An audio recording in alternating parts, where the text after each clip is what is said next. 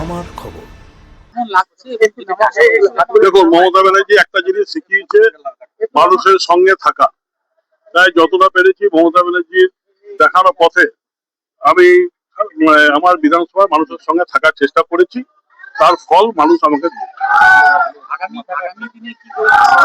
ঠিক আছে, আমাদের কোনো অসুবিধা নেই।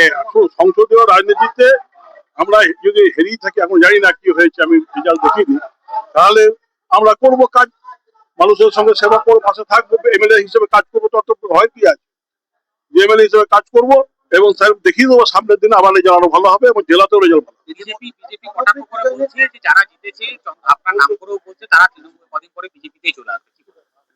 বিজেপি কি বলছে আমার দেখার দরকার নেই, আমি কি করবো সেটা আমার ব্যাপার। আপনি কি যাবেন? আমি কি করবো আমার ব্যাপার। তৃণমূলের এই ভরাডুবি কিভাবে মূল্যায়ন করবেন? সেটা নিশ্চয়ই দল বসবে, তারা মিটিং এ বসবে, মিটিং এ আলোচনা হবে, নিশ্চয়ই সেখানে তো বলা হবে।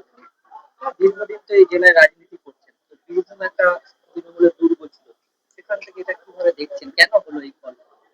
না, নিশ্চয়ই কোনো ফাঁক আছে, ফাঁকটা আমাদের দেখতে হবে যে কি ফাঁকে আমরা বীরভূম জেলায় তো একটা তৃণমূলের দুর্গ ছিল, সেখানে এরকম বিপর্যয় হলো, সেটা নিশ্চয়ই আমাদেরও আলোচনা করে দেখতে হবে যে কোথায় আমাদের ফাঁক থেকে গেছে, ভবিষ্যতে ফাঁকটা পূরণ করতে হবে। কাজল শেখ এবং অনুব্রত মণ্ডলের মধ্যে দ্বন্দ্ব ছিল, সেটাই কি কারণ?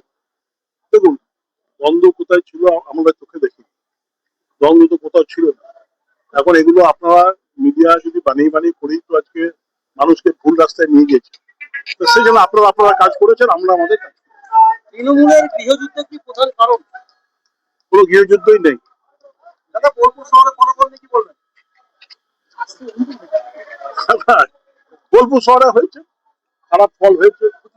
আমরা চেষ্টা করেছিলাম, আপনারা চেষ্টা করেছিলাম যাতে বোলপুর শহরের রেজাল্টটা ভালো করানো যায়, কিন্তু যাক আমাদের সে ব্যর্থতারা নিশ্চয়ই আপনার বুথে হাঁটছে। শান্তিনিকেতন গোয়ালপাড়া তালতর রোডে তৈরি হয়েছে অত্যাধুনিক পরিষেবা সম্পন্ন একটি ইংরেজি মাধ্যম স্কুল, স্কলেজ গুরুকুল শান্তিনিকেতন। স্কুলে রয়েছে smart classroom, activity based learning, NEET ও আইআইটি জেইই প্রস্তুতি, অলিম্পিয়াডের প্রস্তুতি, ইনডোর স্টেডিয়াম এবং ট্রেন্ড ফ্যাকাল্টিজ। নার্সারি থেকে দ্বাদশ শ্রেণী পর্যন্ত ভর্তি চলছে। বিস্তারিত জানতে যোগাযোগ করুন 9609039000 এই নম্বরে।